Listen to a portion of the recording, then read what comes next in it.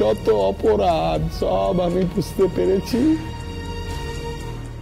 আমার অনেক টাকা, আমার অনেক অনেক জমি জমা, সমস্ত লোভ আমার চলে গেছে। আজ আমার কোনো লোভ নেই রে পারুল। পারুল, পারুল, পারুল, পারুল, আমাকে আমাকে একটু আশ্রয় দেবে পারুল? লজ্জা করে না তোমার বলতে? হ্যাঁ, তোমার শরীরে কিসের চামড়া? অবশ্য লজ্জা তোমার কোনোদিনই ছিল না। পারুল, এই নিন, এই গরম চাটা খেলে আপনার শরীর ভালো লাগবে। না, চা তুই দিবি না। পারুল,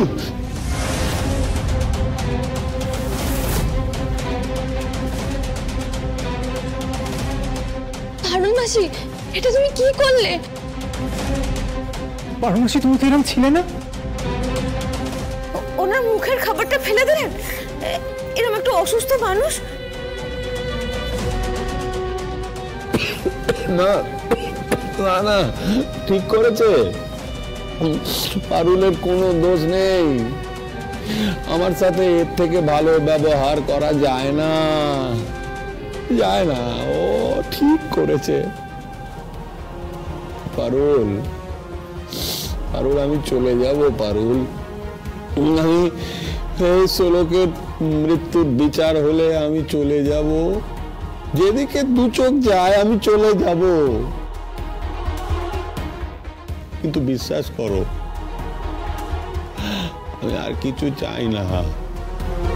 আমি এটা বুঝেছি যে সম্পর্কের থেকে দামি কিছু হয় না, হয় না। অহংকার করেছি, মানুষের ক্ষতি করেছি, এত পাপ, এত পাপ যাবে কোথায়? ভগবান তাই তো আমাকে শাস্তি দিয়েছেন, ভগবান। কিন্তু এই শাস্তিটা না দিলেই পারতেন। এখন আমার মনে হয় যে আমার পাপের জন্যই বুঝি আমার মেয়েটা এত কষ্ট পেয়েছে।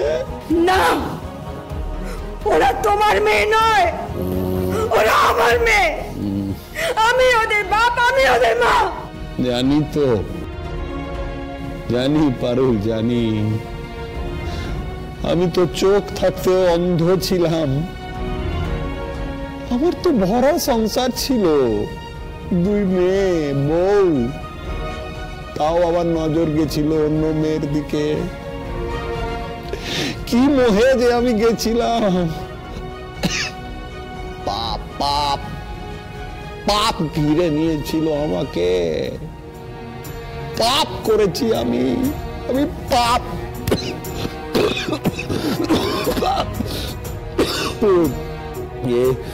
পারুল, পারুল, বলছি কি, আমাকে কি একবারের জন্য ক্ষমা করা যায় না? পারুল, আমি জানি পারুল, আমি জানি, আমি জানি। শুধু তুমি কেন, তোমার জায়গায় আমি থাকলে আমিও এই ব্যবহারটাই করতাম, আমি এই ব্যবহারটাই করতাম। আপনি একটু শান্ত হন, আপনার জ্বর। আপনি যত কথা বলবেন আরো বেশি শরীর খারাপ লাগবে।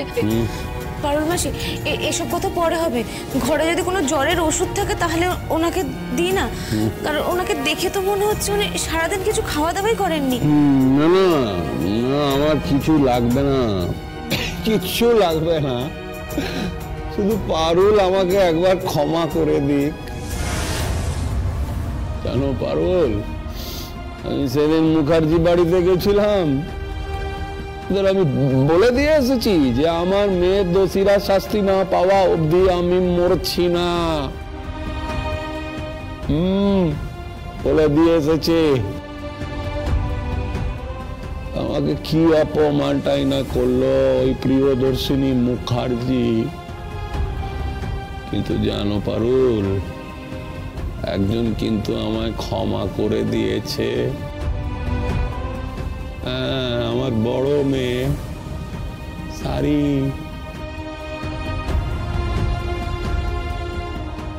সে বলল আমাকে, বাবা বাবা তুমি এখানে এসো না, এসো না এখানে। আমি বুঝলাম মেয়ে তো ওর খারাপ লেগেছে, বাবার অপমানটা সহ্য করতে পারেনি। আর ওই এক মুহূর্তের মধ্যে আমি সমস্ত অপমান ভুলে গেলাম,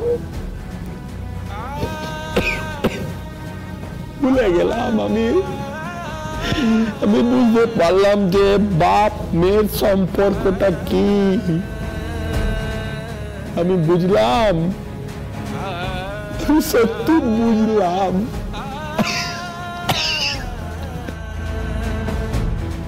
কারণ আমার সুরকের যারা এই অবস্থা করেছে তাদেরকে আমি ছাড়বো না, ছাড়বো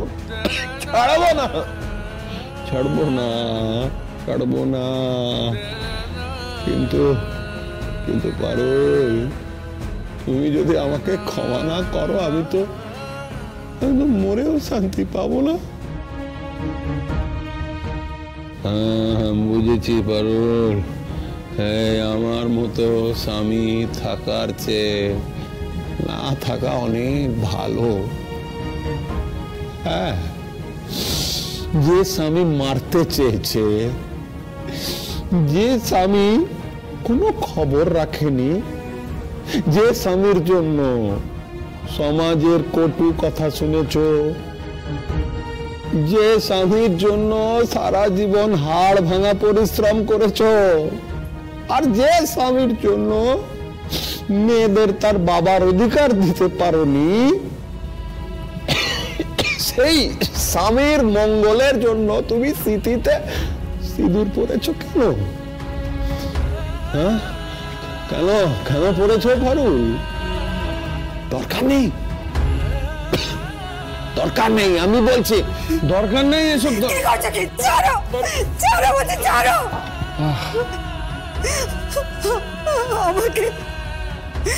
আমাকে একটু বাঁচতে দাও না, একটু বাঁচতে দাও। আমি তোমার কি ক্ষতি করেছি বলো, কি ক্ষতি করেছি? চলে যাও এখান থেকে, চলে যাও। আমি চলে যাব পারুল, আমি চলে যাব রে, আমি চলে যাব। আমি কিচ্ছু চাই না, আমি শুধু আমাকে একটু ক্ষমা করে দাও পারুল, আমাকে একটু ক্ষমা করে দাও না। আমি সত্যি চলে যাব, সবার চোখের আড়ালে চলে যাব পারুল, চলে যাব। আমি চলে যাব, আমি আবার চোখের আড়ালে আমি চলে।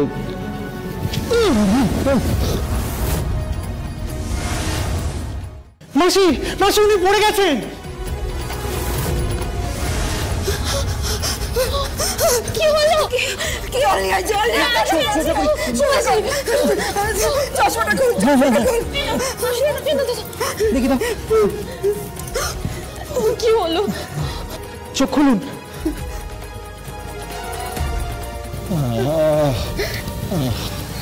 ঠিক আছেন? ঠিক আছেন? ঠিক লাগছে এখন একটু?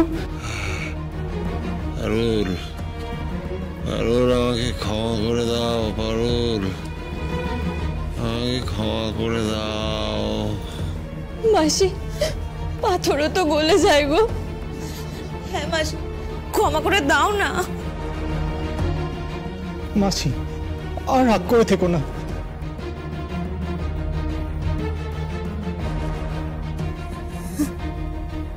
সেই এলে, আর কটা দিন আগে কেন এলে না? আমার মেয়েটা তো তোমাকে বাবা বলে ডাকতে পারত।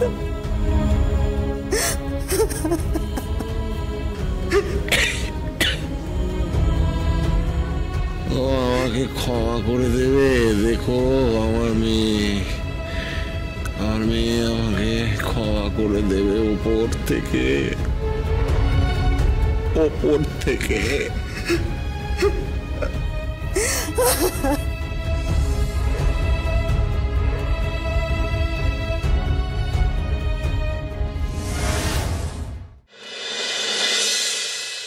এই তুমি এগুলো কি বলছো দিদি?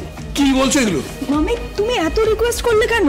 এক মিনিট একটা কথা মাথায় রাখবে, ঘরের দরজা যদি ছোট হয় তাহলে দরজা ভেঙে কেউ ভেতরে ঢোকে না কিন্তু। মাথাটা নিচু করে ঘরে ঢুকতে হয়। আমি মমকে যত দেখছি তত অবাক হয়ে যাচ্ছি। আমার দিদির মাথাটা না সোনা দিয়ে মোড়া। একদম। মা এসে গেছেন আপনারা? কি বললো ওই লক্ষ্মীরানী বটব্যাল? বাবা বলছিলেন আপনি নাকি গয়না নিয়ে গেছিলেন আশীর্বাদ করার জন্য। তোমার কি মনে হয় শাড়ি? আমি যতদূর মমকে চিনি, মম যে কাজে হাত দেবে সেটা হবে না, এটা হতে পারে না। কিন্তু যেহেতু মেয়েটির নাম লক্ষ্মীরানী বটব্যাল, তাই সন্দেহ তো রয়েই যাচ্ছে। তাহলে আবার কি? মাম্মিকে দেখে বুঝতে পারছো না যে কাজটা হয়েছে কি হয়নি? মা বলুন না, রাজি হয়েছে? আমার নাম প্রিয়দর্শিনী মুখার্জি। আমি আমার ছেলের ভালোর জন্য সব করতে পারি। যা করলে আমার ছেলে ভালো থাকবে সেটা তো আমাকে দেখতেই হবে। সেটা তোমার ছেলে বুঝলো কোথায়? তবে মামাজি, আজকে মমের জায়গায় যদি আমি হতাম, কিছুতেই আমি আমার ছেলে মেয়েদের জন্য এতটা ছোট হতে পারতাম না কারো কাছে। I am sorry.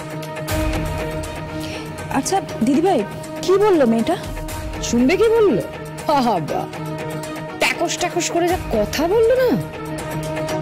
কথা তো তোমাদেরও কম নয়, তাই না? এই আচ্ছা সঞ্জয়, তোমার কাছে তোমার দিদি আর তোমার মা সবচেয়ে খারাপ, তাই না?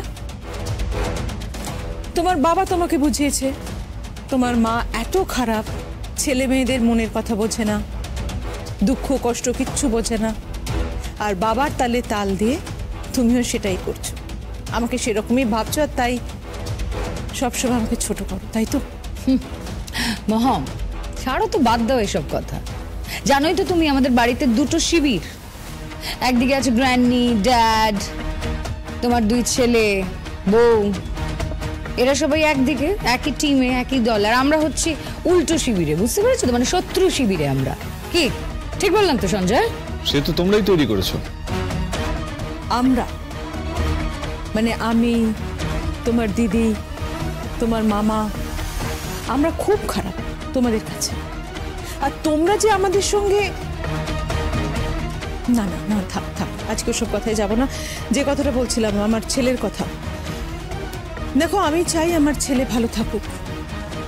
আমি চাই আমার ছেলে ভালো থাকুক, আর তাই আমি আমার সমস্ত অহংকার বিসর্জন দিয়ে আজকে ওই মেয়েটার কাছে গেছি, ওর পায়ে পর্যন্ত ধরেছি। পায়ে পড়ে গেছো মানে? পায়ে পড়েছো তোমার? মেয়েটি অত্যন্ত অসভ্য একটি মেয়ে। মামাজি, আমি আর মম মেয়েটার ওই মেসে গেলাম, এক কাপ চাও পর্যন্ত অফার করেনি। দিদি আচল, তো তোমরা ওখানে থাকলে কেন? কিন্তু উনি তো গুরুজনদের যথেষ্ট সম্মান করে। বাবা শাড়ি, কি ব্যাপার বলো তো? তুমি এত কথা বলছো কেন ওই মেয়েটার হয়ে? হ্যাঁ, মেয়েটা আমাদেরকে অসম্মান করেছে বলে কি তোমার একটু বেশি পছন্দের হয়ে গেছে? আপনি ভুল ভাবছেন। প্লিজ, কোনটা ঠিক কোনটা ভুল, ভুল বললাম না ঠিক বললাম, সেটা এখন তোমার সাথে আমি আলোচনা করব না। আঁচল, এসব কথা থাক না। সবাই যেটা জানতে চাইছে সেটা বলে দিই। দেখো, আমি মেয়েটার কাছে গেছিলাম, ওর সঙ্গে কথা বলেছি। হ্যাঁ, ও আমাকে কিচ্ছু বলেনি, মুখ ফুটে হ্যাঁ না কোনোটাই বলেনি। তবে ওই কথায় আছে না, মৌনতাই সম্মতির লক্ষণ, আমি সেটাকেই মেনে নিয়েছি। আর সেটা মেনে নিয়ে আমি ধরে নিয়েছি ও রাজি আছে, তাই আমি ওকে আশীর্বাদ করে এসেছি। আমার নিজের ডায়মন্ড সেট দিয়ে ওকে আশীর্বাদ করেছি। আমার লাইফটা আমাকে ঠিক করতে দাও না।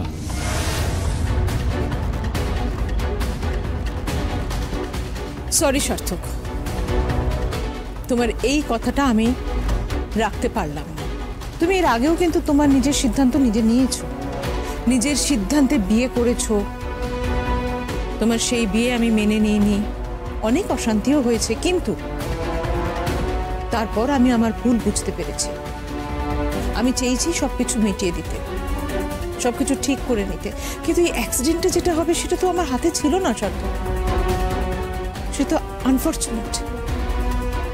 তারপর আমাকে যখন তোমার বাবা বললেন যে তুমি লক্ষ্মীকে, ওই অফিসারকে পছন্দ করো, তখন আমার মনে হলো মা হিসেবে আমার তো একটা দায়িত্ব আছে। চোখের সামনে তো তোমাকে দেখছি তুমি কিরকম ডিপ্রেশনে থাকছো, এরকম ভাবে থাকলে তুমি অসুস্থ হয়ে পড়বে। মা হয়ে সেটা কি করে মেনে নিই সার্থক? আমি তো মা, তাই মনে হলো কথা কাটাকাটি বাগবিতণ্ডা এসব থাক। মা হিসেবে আমার সর্বপ্রথম কর্তব্য তোমাকে ভালো রাখা, তাই আমি মেয়েটির কাছে গেছিলাম। তোমরা সবাই মিলে কি শুরু করলে? প্লিজ সার্থক, ন্যাকামো করো না। হ্যাঁ, এই ন্যাকামোটা মানাচ্ছে না। ইচ্ছে তো তোমার 16 আনা। আমি তোমাকে বলেছি? সবকিছু তো বলতে হয় না সার্থক, কিছু জিনিস বোঝা যায়। তোর মনে তো লাড্ডু ঘুরছে। দোয়েল, এরম করছিস কেন দাদা ভাই? আমরা কেউ তো তোর খারাপ চাইছি না। প্লিজ, আমার ভালো তোদের আর চাইতে হবে না। তোরা অনেক ভালো চেয়েছিস আমার।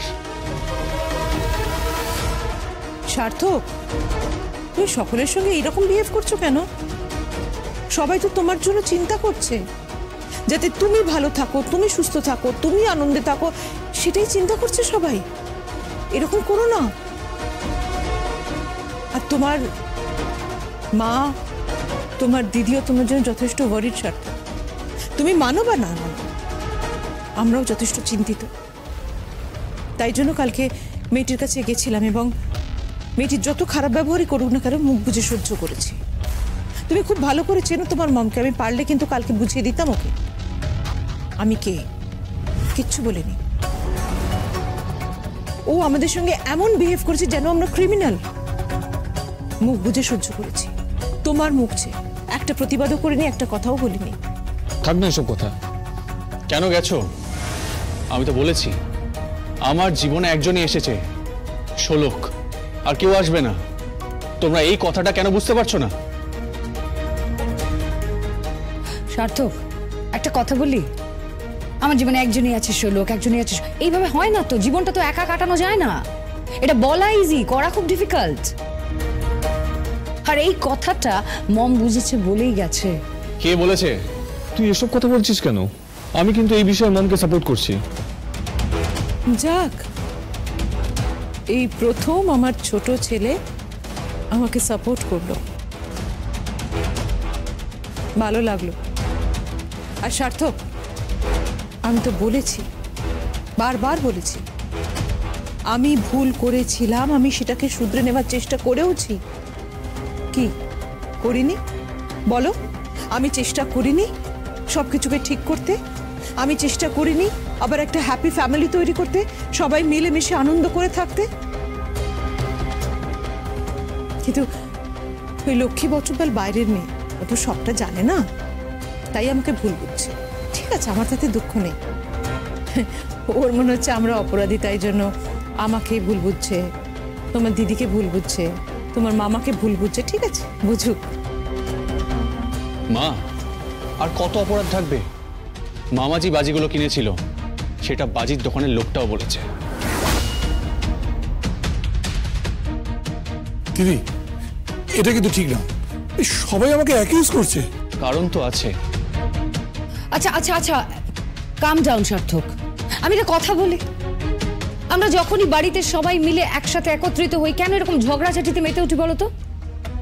আরে বাবা, সামনে একটা শুভ অনুষ্ঠান আছে, বাড়িতে একটা বিয়ে হবে, কি শাড়ি, তাই তো? তাহলে আমরা কি করব এখন? আমরা আনন্দ করব, মজা করব, হই হুল্লোড় করব, তা না এইসব। আমি কোনো বিয়ের মধ্যে নেই।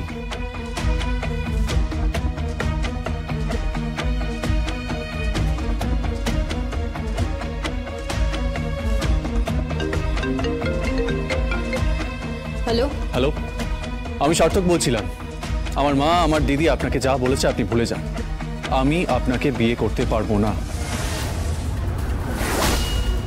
হ্যালো মিস্টার, নিজেকে আপনি কি ভাবছেন? হ্যাঁ, কি ভাবছেন নিজেকে? আপনার এসব ভুল ধারণা। আমি আপনাকে বিয়ে করছি না, এটা আমি আপনাকে বলতাম। আর আপনার মাকেও এই কথাটা বলে দেবেন। সেটা নিজের মুখে আপনি বলে দিন। কি যে করো না তুমি। হ্যালো, কাউকে পাঠিয়ে দেবেন। আপনার ওই নেকলেসটা আমি পাঠিয়ে দেব। হ্যাঁ, আর একটা কথা, আপনার ছেলেকে বলে দেবেন এই লক্ষ্মী রানী বটবেলের জন্য না অনেক ছেলে ভিড় করে আছে। লক্ষ্মী, আমার কথাটা শোনো, মাথা ঠান্ডা করে আমার কথাটা শোনো। তুমি তো সবটাই জানো ছেলেটার মনের অবস্থা ঠিক নেই। ও এখনো অবধি না ষোলককে ভুলতে পারছে না, তাই জন্য এরকম বলে ফেলছে। তুমি কিছু মনে করো না, আমি ওর হয়ে তোমাকে সরি বলছি। Sorry, very sorry. দেখুন, আমি ইনভেস্টিগেট করতে এসেছি, কারোর বাড়ির বউ হতে না। আমি তোমাকে কি বললাম, এখন আর কোনো কথা বাড়িও না। দেখো, রাগের মাথায় যত কথা হবে না তত কথা বাড়তেই থাকবে। তাই জন্য মাথা ঠান্ডা করো, শান্ত হও। এখন কোনো কথার দরকার নেই। ওর কথায় যদি তোমার খারাপ লেগে থাকে, আমি তোমাকে বলছি আই এম ভেরি সরি। আমি তো সরি বলছি। আপনার ছেলেকে বলে দেবেন আপনার বাড়িতে আমার জুতোও যাবে না। না, শোনো শোনো, আমার কথাটা শোনো। এখন কোনো কথা বলো না, যা কথা বলার কাল সকালে বলবো, কেমন? আর কোনো কথা হবে না, রাখছি। না না, কথা হবে। হ্যালো হ্যালো হ্যালো, দেখলে দেখলে, এমন কথা বললে মেয়েটা রেগে গিয়ে ফোনটা কেটে দিল। আমার ডিসিশন তোমাকে জানিয়ে দিলাম। সার্থকটা শোনো, সার্থকটা শোনো। আমি কথা বলছি। আমিও যাচ্ছি। বাবা, দেখেছো মা, এই ছেলে দুটোর নাকের ডগায় রাগ। যাকে ওই অফিসার আর সার্থক এদের দুজনেরই রাজি হতে হবে। মম, তুমি যখন ওই মেয়েটার পায়ে পড়লে না, ইচ্ছে করছিল গিয়ে একটা ঠাস করে চড় মারে।